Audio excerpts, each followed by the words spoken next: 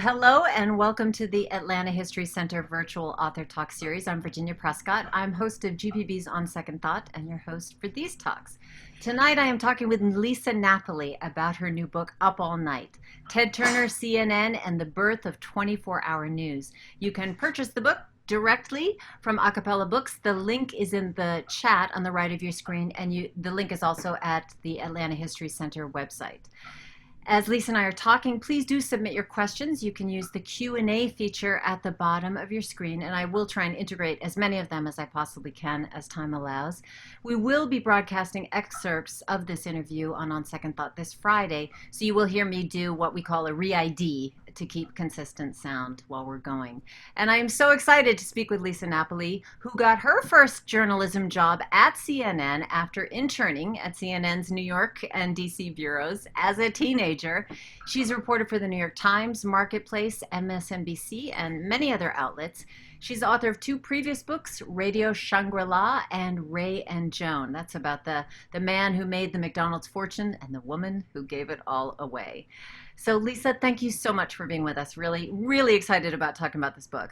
Back at you. Thank you so much. I use the Atlanta History Center for research, and so I'm delighted to be virtually with the constituency now.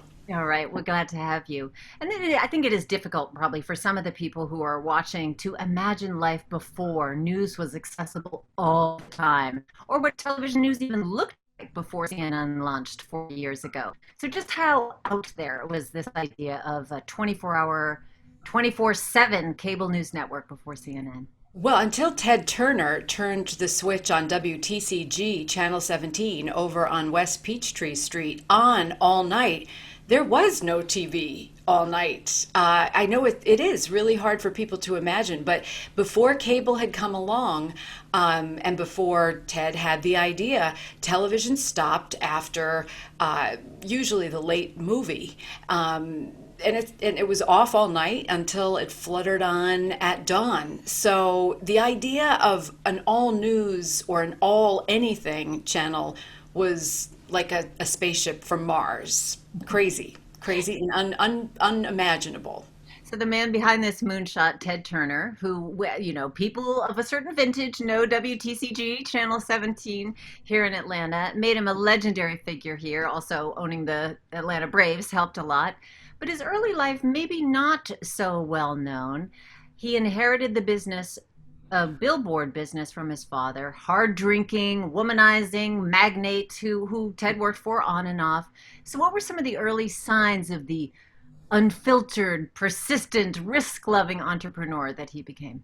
And signs is a good word because he was in the billboard business. His dad was, and he inherited the billboard business. And from the very beginning, he was theatrical. He saw grandeur in even a billboard, but it wasn't enough for him. And so as he got first into radio and then into TV, he was a no holds barred kind of person. The first thing he did really in any measure was steal the Braves telecasts from WSB by coming in and just overbidding. He didn't have the money, really. He certainly didn't have the audience, but he stole it from the vaunted WSB. But he would do things, Virginia, I've heard from a number of people that he would stomp on people's desks and say, buy ad time from me, even though they had no idea who he was or why they should spend money on ad time from him. And he was just a very colorful and no filter person who was persistent. It's the classic business story, entrepreneur story. He didn't take no for an answer. He didn't let anything defeat him, even the fact that nobody was watching his television station that he spent money that he really didn't have on.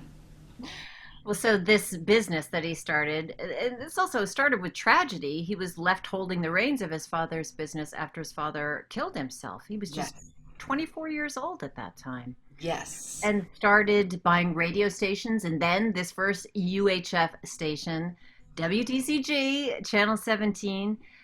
Um, Give us a sense of like how fringy UHF or even cable stations were at that point when he bought it. Well, I don't know who's out there, but for people who might remember the time when you had to get up off the couch and turn a dial to tune in a station, and maybe have rabbit ears on top of the television to just precisely tune in a station. UHF versus VHF. UHF was the super fringe. They called it the lunatic fringe because it was very hard to tune in, and even if you had the right devices. And there was very little that was airing on it. They had to really scramble for programming. So it was a big gamble. It sounds glamorous to buy a television station, but that kind of television station was really sort of in the netherland at that time. Men who got into the business, and it was mostly men, were real risk takers, and they were hoping it might get parlayed into a different sort of TV. So for Ted to take the chance to go into that business was just wild in and of itself. And then to do things like woo away the Braves, and start putting other sporting events on the channel, and crazy things, crazy movies that no one else would air, crazy commercials. And of course, Bill Tush is legendary. His crazy newscasts in the middle of the night, all of that combined to create a television station that people slowly but surely started tuning in, although they didn't always admit it, apparently. Tell us a little bit more, especially people who don't know, and I'm sure people who knew Bill Tush when he was on the air, what the concept of news was at WTCG TV. Well, so as part of the licensing to run a television station, you needed to show a certain amount of public affairs on the air. And Ted was decidedly anti news, which is why this story is such a great story. He wasn't a crusading news fellow at all. He crusaded against the news, but he had to put a certain amount of it on the air. And Bill Tush was a young announcer, a young radio announcer who'd kind of basically stumbled into the station. I hope he's out there. If he's out there, say hello, Bill. He stumbled into the station, and with all these other young folk who were just tantalized by the prospect of television, he basically been the sort of guy who drew the short straw as the station announcer who had to do the requisite newscast. And it evolved over time into a fun requisite newscast that was not like any other. I mean, now we have lampoons of the news all the time, but he and the crew, in the middle of the night, or it aired in the middle of the night, did a jokey newscast because they didn't really want to do a serious one. And they had to persuade their boss, the station manager, that it was okay to do this, that it would fulfill the FCC requirements for news. And they did it tongue in cheek for themselves, but it turned out that the station was being fed out around the Southeast, and ultimately around the nation. And it became the sort of signature, or one of the signatures, of the entire station. Along with the Georgia Championship Wrestling. Wrestling. It's Yes. memorable. Yes. One critic called it a masterpiece of bad taste, the television station. But I do want to get to what you talked about, that it started being broadcast outside of the state. There was an FCC rule change in 1972, which meant that Bill Tush started getting fan mail from people outside of Atlanta. So the question was, why were people watching a Georgia station in Nebraska? Because they could. Because again, for us now, even those of us who remember those days, it's so hard to imagine a time when there were just a few stations. And when most of them went off at night, if you were left up at night in Kansas and there was Bill Tush in the middle of the night doing funny things, it seemed like it was live. Wow, you kept watching it because you were so thankful that there was a late night movie and Bill Tush to entertain you. So it was a proof of concept without them calling it that. Basically, this story is really the perfect marriage, and I love that it's centered in Atlanta and not in a typical media capital like Los Angeles or New York or DC. Basically, Ted and this merry band of TV folk, together with the moment in time that technology allowed, were pumping out what they were doing, first locally, then regionally, then nationally, and showing the power of 24-hour news, the power of cable, which is a very unsexy thing and is, in trouble right now. But then it was like the internet. It was like the Tesla of television at that time that allowed TV to rev up God help us, to new heights. Well, it was also a shot across the bow at the three major networks that had been deciding what news was and what programming should be for a really long time. Yes. Created this kind of Wild West. And Ted Turner wants in, but this, as you said, he was not a news guy and considered it kind of a downer. So, what was the appeal for him starting an all news 24-hour station?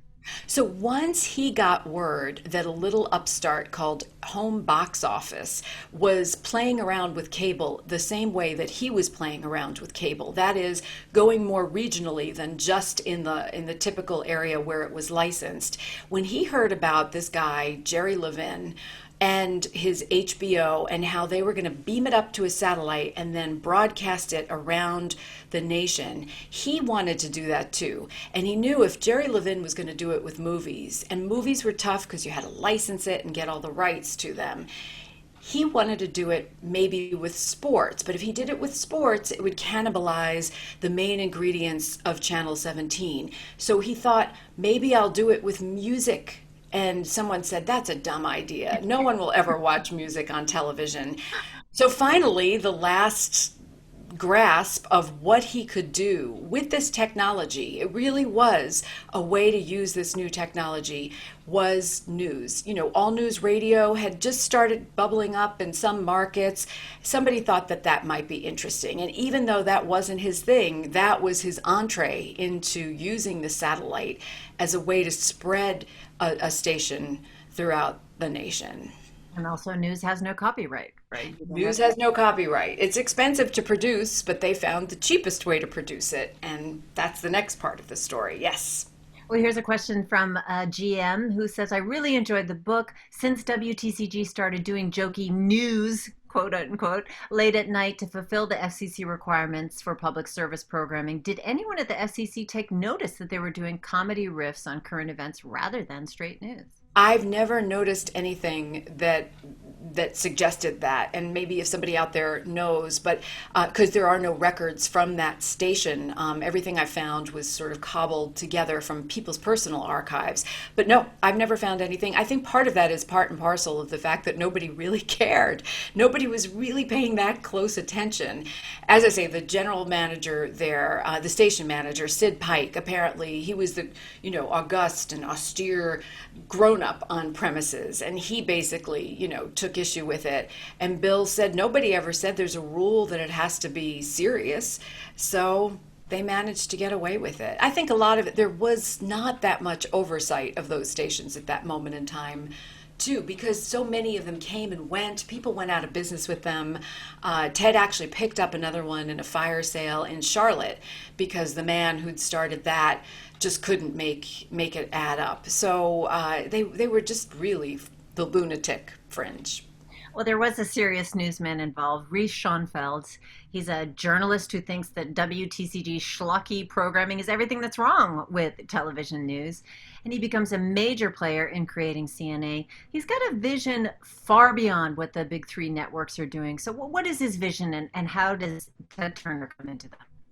Reece Schoenfeld embodies a number of men at the time who were trying to buck those networks. For years, people have been trying to pierce that network stranglehold on not just the news, but on entertainment. But the problem always was that it was impossible to bust through because they owned literally the airwaves. And so Reece had been struggling in various jobs over the years to figure out how to do it, as I say, as had some other men. And basically, he'd been trying to sell news to Ted for WTCG as an independent for years. He had a news service that he was involved with, and he thought that one that he started, one previous to the one he started that he was involved with, and he just wanted Ted to get on board because other independent stations around the country had, and Ted kept saying, no, absolutely not, I hate the news, I'll never do news. So when Ted did decide to do news, that's who he called, was Reece. And Reece was as hardcore news as Ted was anti-news, so they made a very unusual pair, but they both had the same goal in mind, and that was busting the conventional system of the networks.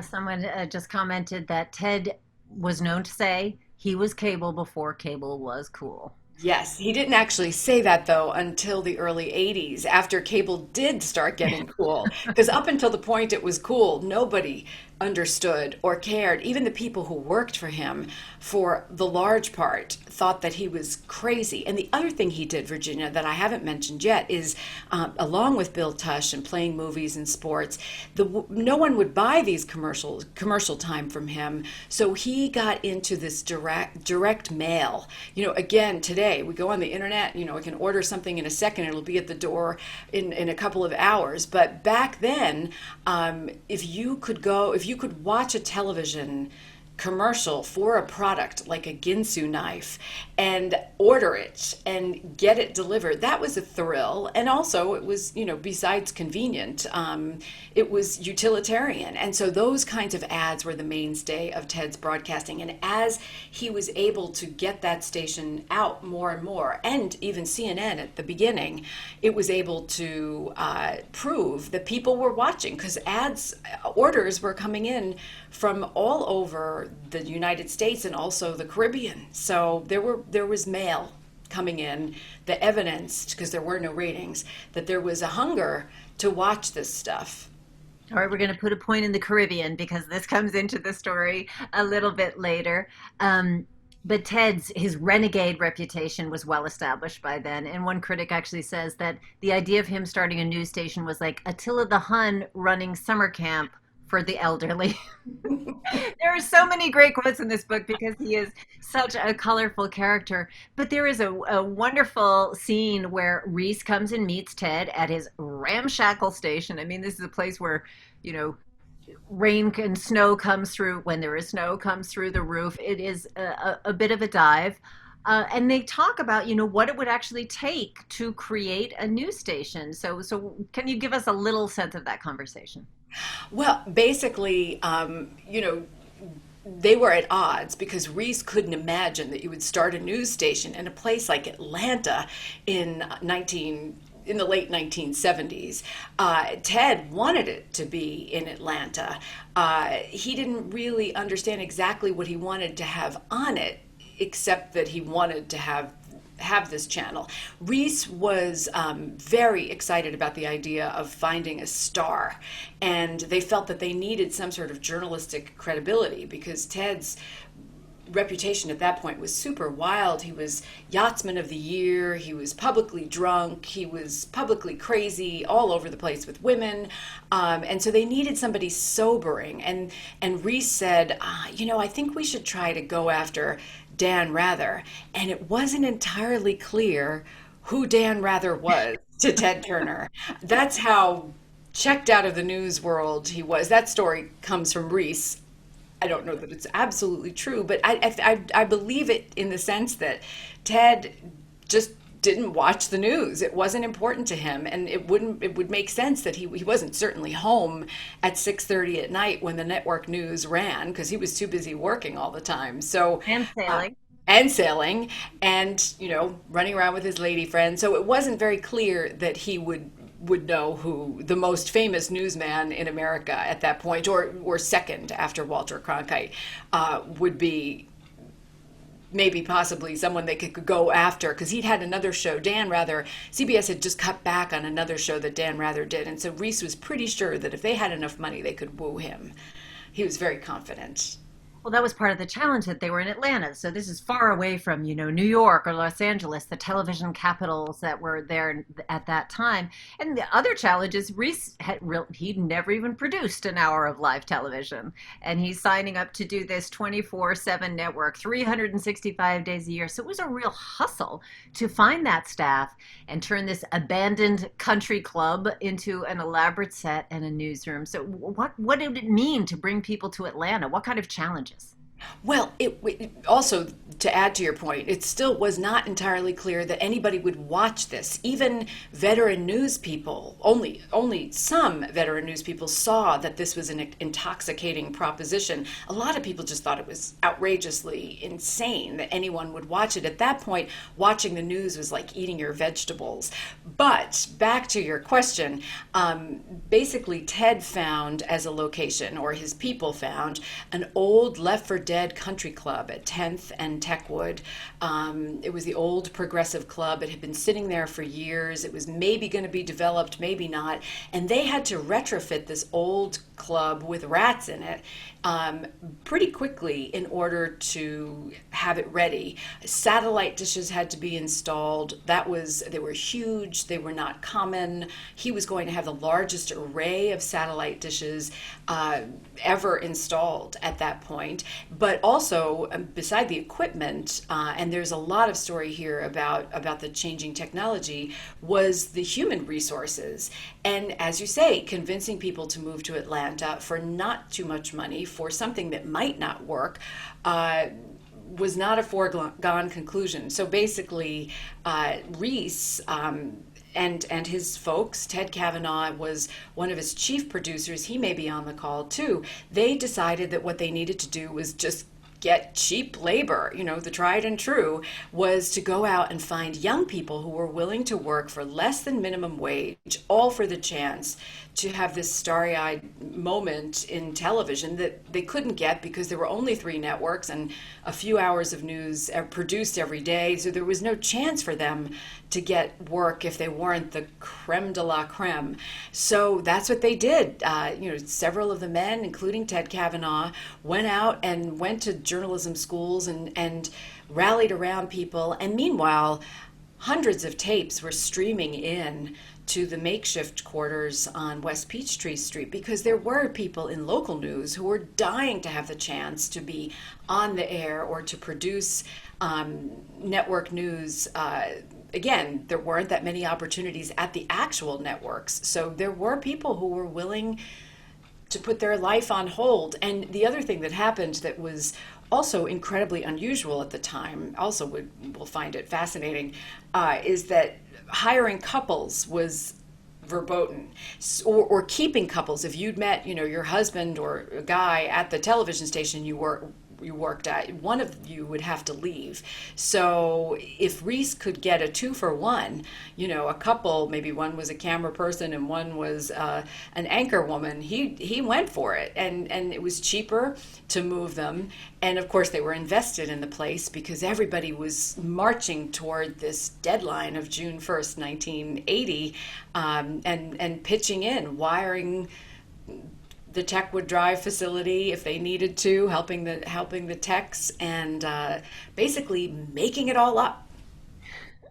Well, we do know that they did pass on one up and coming journalist named Oprah Winfrey, Yes. also one named Charlie Rose.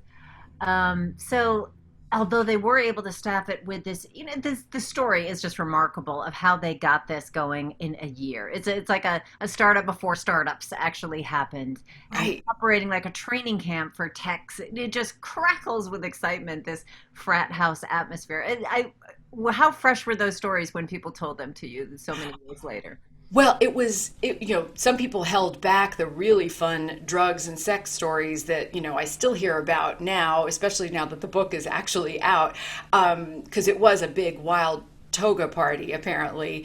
But everybody who I talked to was so thrilled to be sharing that moment in time because whatever they did with the rest of their lives, whether they stayed in television or scurried out of the business after a year, they all had a memorable, incredible experience because how often do you get to build something completely new? In many ways, I think it ruined a lot of people because after you have that thrill of building something from scratch, everything else in the aftermath is going to seem ho hum. You're just sort of wedging into an existing structure. But this book was so much fun to write, in part because there was no clear cut, obvious source. CNN didn't help me in any way. And even if they had, I wouldn't have relied entirely on what they had to say, because this is so completely not a corporate book. It's so anti or uncorporate. It's not the message that you want to get out about a place, that it might have failed, that all the people who came there didn't know what the heck was going on. It wasn't a clear cut blueprint towards success. It was really a majestic experiment, and could have been a tremendous accident. My guest is Lisa Napoli. We're talking about her book, Up All Night, Ted Turner, CNN, and the Birth of 24-Hour News. Our conversation was recorded for the Atlanta History Center's Virtual Author Talks series. Question here from Ricky, who said, the book was wonderful. For me, attending Emory in the early to mid-'80s was like having a front row seat to Turner and CNN. What, if anything, didn't make the book that you would have liked to have included? In other words, what was the toughest edit? More of that drugs and sex stuff. A lot of it I couldn't verify, and it really wasn't supposed to be completely tawdry. But actually, I think I was very proud that I was able to distill this very concentrated moment in time. I mean, I know I left things out, but I can't think of anything major that I felt, oh wow, I wish I could have been able to wedge that in. The sense of excitement is really what I wanted to convey, and it makes me very happy if somebody feels that it was there.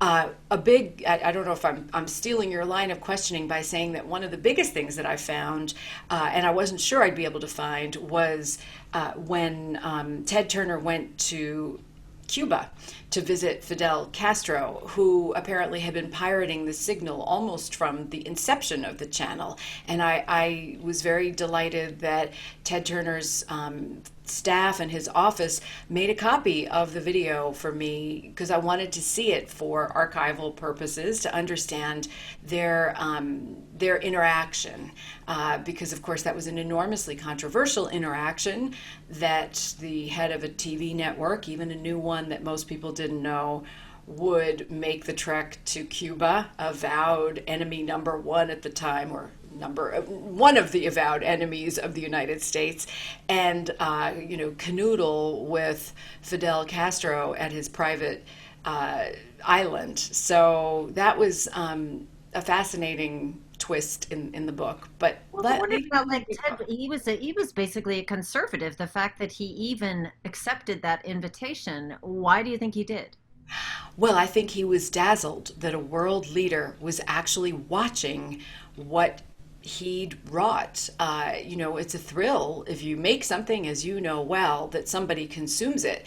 And it was so uncertain, and he'd gone through so many obstacles, which I detail in the book, that could have killed CNN before it even started. And even once it started, it's what we would call a soft launch now, because it wasn't guaranteed that it was going to keep going. I mean, it was only in a couple of million homes to start. So the idea that all of a sudden, even this avowed enemy of the United States was issuing an invitation was incredibly flattering. And I think on a certain level, Ted felt that he was never really taken seriously, in part because of his behavior. And now all of a sudden, the idea that somebody who is enormously serious would be reaching out and wanting to talk was not only life-changing for him in terms of the course that he set CNN on after that, but affirming for him too. They had to fight at CNN in the early days to even get themselves part of the White House press pool. Again, it seems like such an obvious thing now, especially since it's at issue all the time. But then it was not. It was not easy for anybody on the fringes of those networks to penetrate that very, very vaunted inner circle. And all of a sudden, after that fight, while he was actually basically still fighting it, to have Fidel Castro say, "I'd like to meet you," is heady. Right. And I think you present it as a very transformational moment in the life of Ted Turner as well, that, this television station, this thing that was at that time growing in leaps and bounds, Fidel Castro was pirating basically the signal, but there was CNN headline news, CNN two. It was moving into global markets, into CNN International, and he begins to see it as something more than just this lark, certainly more than a moneymaker, more than a risk, but something that could actually change the world. I mean, how deep do you think that went for Ted Turner? Oh, I think it went enormously deep. And I think it's also important and probably not the most captivating part of the story that while all of that growth that you mentioned was going on, the world was changing simultaneously. It's very hard for us to remember that that was a moment in time when it wasn't just Ted who was experimenting. Lots of other people were experimenting. All around the world, this technology was revolutionizing everything, all sorts of communications. So he was able to, as he marched on, penetrate more markets, more nations, and he got hungry. The fever of that was a thrill for him that he was going to be this person wiring up or using the wires that were wiring up the world to transmit this force for good. That was intoxicating to him as well.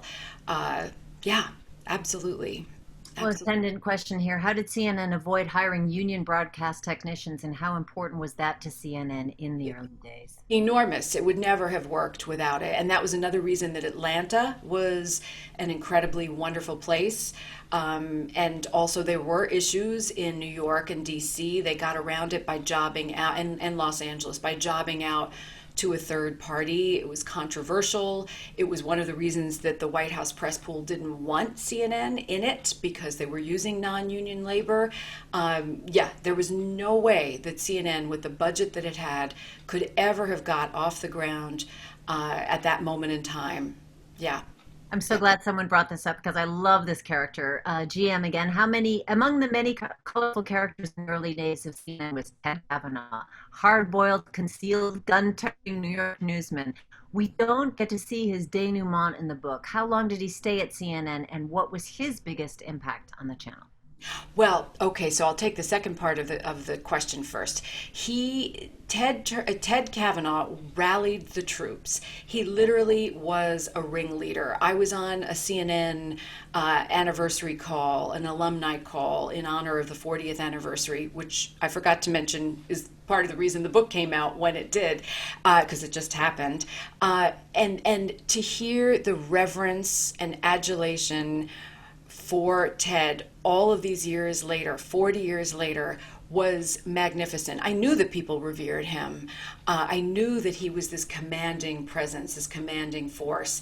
But he basically got everybody motivated at a time when they really weren't sure that it was going to work. He wasn't even sure it was going to work. So it was magnificent a few weeks ago to see people the respect that they gave him and the thanks that they gave him that were delayed. They'd never had a chance to thank him before.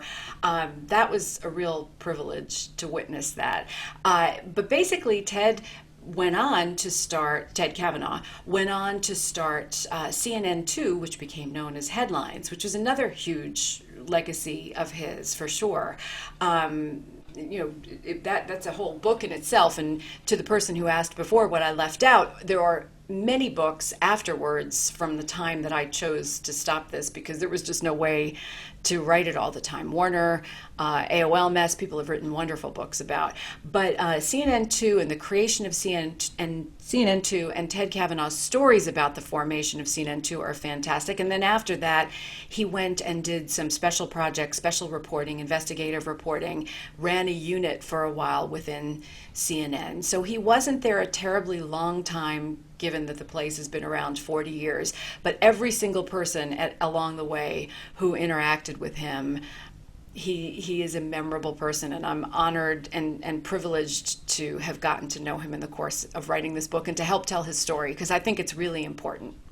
Well, it was such a big deal. If we know it went on the air June the 1st, 1980, despite hiccups, certainly, and a lot of old order news organization, let's say, cheering for its fall.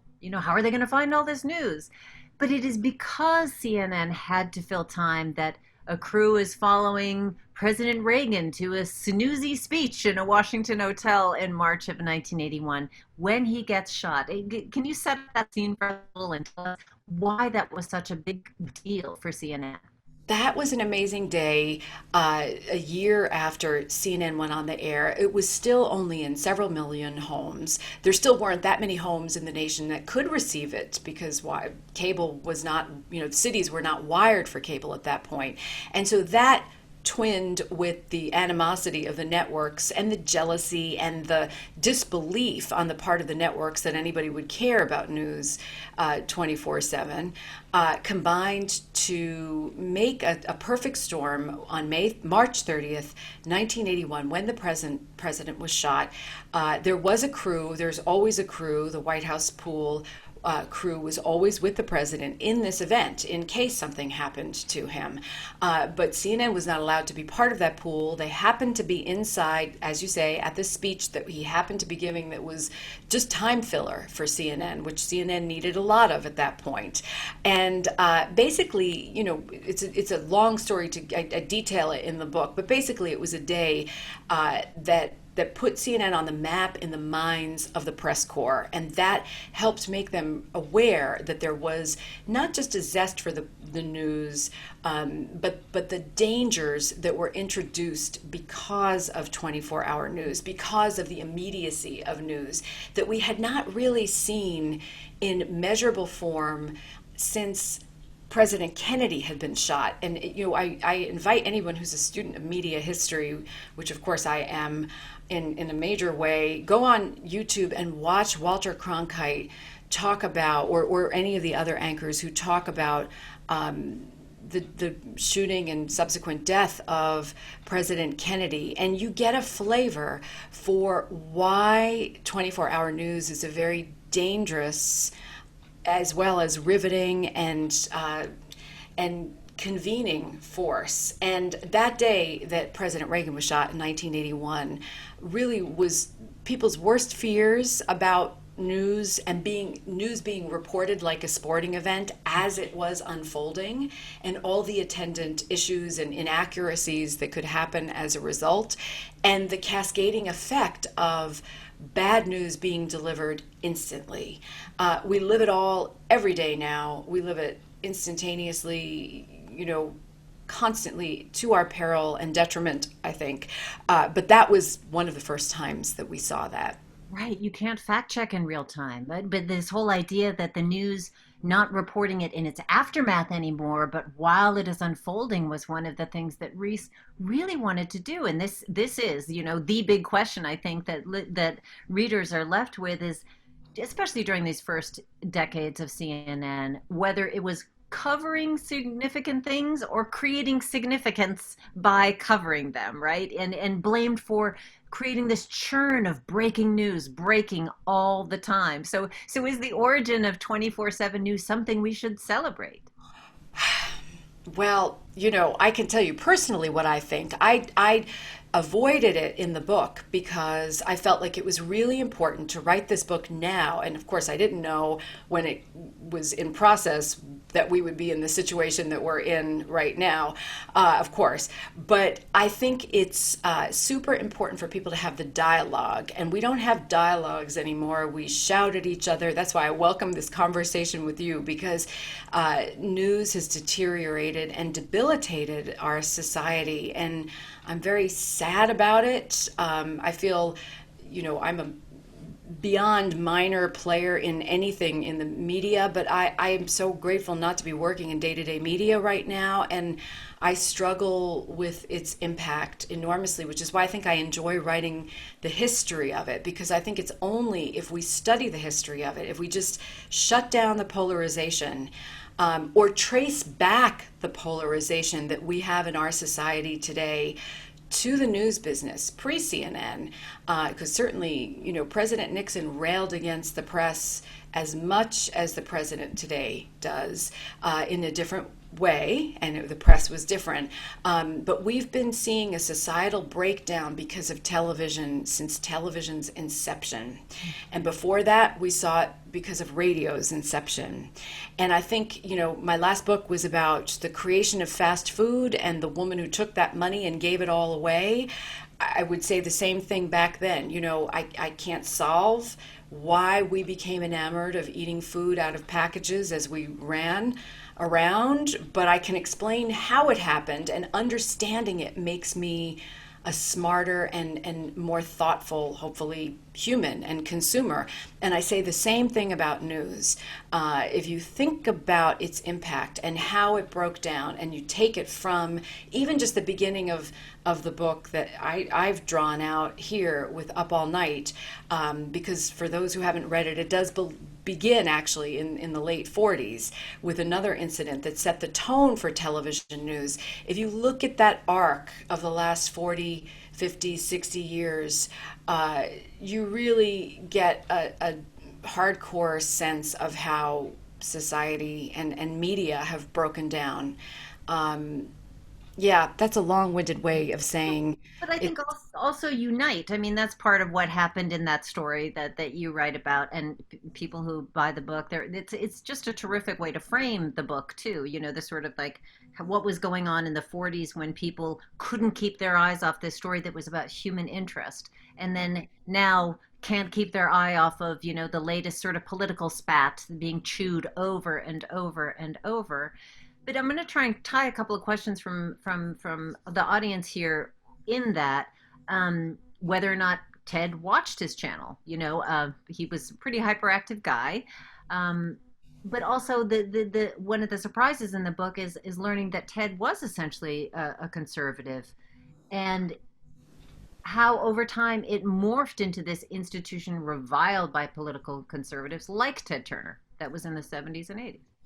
Well, it's so interesting because it takes somebody of a certain age, which I happen to be, to remember that politics did not used to enter into a television channel. You would never have produced the news. As I say, President Nixon felt the news was too liberal back in the late 60s and early 70s. However, it was not the world that we live in today, and it was absolutely not Ted's intent. And I point out that he was a conservative at the time that he started CNN because I want people to see that it was not about politics. He didn't start this with some mission that he needed to have a political agenda put forth. In fact, Reece Schoenfeld wouldn't have allowed it if he had. He wouldn't. He was afraid when he joined him that maybe there was some undercurrent of that, and he quickly realized that that wasn't the case. What it's become today, and as I frequently say, in 1996 when Fox started, that's when CNN had to shuffle and respond to competition. Until it had competition, the issues that were raised were basically those of accuracy and what is news. It raised the question, what is news? Is a little girl in a well news? Is a shuttle exploding in the aftermath news? What is news? But once Fox came along and had its very decided point of view, that forced CNN to scramble. And of course, that's a whole other book in and of itself that I'm sure has been written. I'm not going to read it, but it's we've lived it. We've lived it. So that's what caused this polarization and political force that these channels have become. Ted Turner was used to wandering around the studio in his bathrobe in the middle of the night, hitting on women, saying outrageous, often racist things. He would so be canceled today. Yes. This is very much, this book is very much about a time capsule and a time when things were quite different. Thank goodness for many, many reasons. Yes. But also, I'm wondering about, the people that you spoke to, what they think, what Ted Turner thinks of what happened to CNN, what people who were there during those heady early days, how they feel about what happened to this very idealistic project that they were part of. Well, I can't speak for all the people, of course. There were 300 people who were there at the beginning. But I will say that I've noticed in chatter, various, places on social media and in talking with people that there's a sense of distress about what news and what cable news has become. That was just an unthinkable concept back then that you would introduce. You might have a commentator on, but you would never have what we have today, which was a decided point of view from CNN or from Fox and from MSNBC. So I think that people are sad and perhaps disillusioned about what's become of it, for sure. Absolutely. I know I am. I find it unwatchable. Uh, but I think that everybody is proud to have contributed. Again, not to speak for everyone, but I think that people are proud that they were there at the creation, and they should be. I mean, it was an exciting time. It's like, a car. I was going to say Henry Ford in the car, but Henry Ford turned out to be a very polarizing person as well. But any invention, any creation, I used to cover the internet. I covered the internet in the very beginning of the web, and that was an exciting and thrilling time where we were always asking the questions of its impact and, societal changes that were sprung forth because of it.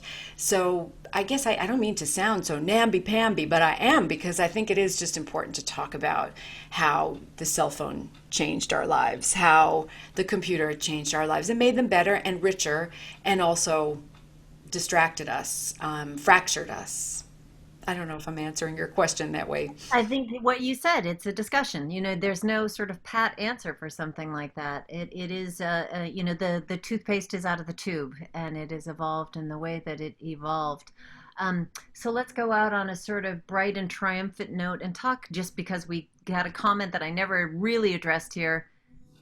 Ted Turner, the sailor, the yachtsman, the winner of the America's Cup. I know that that was part of the revelation for you writing this book, was seeing who he was as in that part of his life, as somebody who really could run things in a really determined way. Every single day that I was writing this book, and even now, when you just said that, I get chills thinking about it. Yes, he would have been run out of town today, as many men would have been from that era. Just, it's fair just to point out that that era was a completely different one.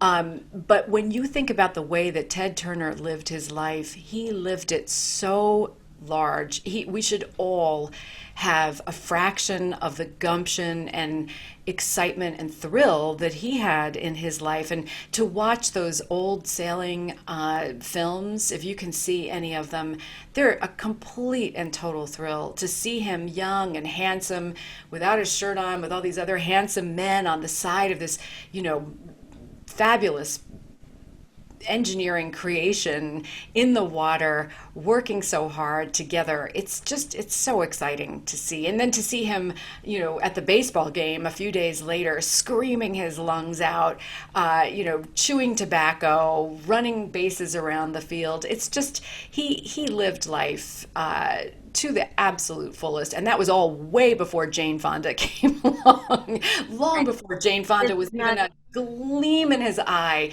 That man just seized the moment. And yes, he was born into means, and he took the means and grew it. But it was such a privilege to read and understand him. Again, a very complex character. But as I get older myself, I look for people I want to look at and say, who I hope in his, his fractured state right now, that he knows that he lived his life in such a grand, and he lived it. So that's what we can all hope. Did you speak with him for the book? I know he has dementia has progressed, certainly. I didn't even try, frankly. There's so much that he said, that he wrote, that was written about him, speeches that he gave, and knowing that he's in the state that he's in, it just seemed, you know, almost pointless and cruel. And in biography, what you're doing is trying to go back to a moment in time. And so no, I did not. I wish I could have known him when he was younger. We're a couple minutes over, so I just have to ask you. I know there's a movie deal in the works. Of course, that kind of thing can go on forever and it's not in your control, but do you have any inkling who would play Ted in? It's so funny. I am such a pop culture dunce that I haven't got a clue. But the people who did buy the rights had mentioned that it was too bad that George Clooney wasn't a little bit younger because he would have been a perfect Ted Turner. But I am so bad. I welcome everyone's suggestions. Not that I have anything to do with it, but it would be so much fun. And who would play Ted Kavanaugh and Bill Tush? I would. That's as important to me. So I hope it gets done. And I want to say very quickly what I didn't say at the beginning. I did get signed book plates to acapella. So if anybody wants a signed book, I'm happy to get one to them. So yeah. Such a great book. I had so much fun reading it. It is a right romp. Lisa Napoli, thank you. What a pleasure speaking with you. Thank you so much. Really appreciate it. Thank There's you all for being here. There are just a lot of unbelievable stories that we did not get to. You can buy Lisa Napoli's book Up All Night from Acapella Books. There's a link in the chat to the right of your screen. It really is one for the ages. On Second Thought is going to be broadcasting excerpts from this interview this coming Friday at 11 a.m. You can stream it from gpbnews.org or in the GPB app. And it's another packed week here for the virtual author talks. On Wednesday, Jessica Handler is going to be interviewing Heather Lend about Of Ballots and Bears. On Thursday, author Saeed Jones and Kaisi Lehman rather, in conversation about writing the South, which should be great. And I'll be back on Tuesday, July 21st, to talk about Life is in the Transitions with Bruce Feiler. It's a great book. He collected stories from people who'd been through wrenching life changes. So a very timely book in its own way. There's a full schedule and Zoom links at atlantahistorycenter.com. Thank you all for joining us. I tried to get into as many questions as I could. Really appreciate it. And bye, Lisa. Thank you so much. Bye. Thank you so much.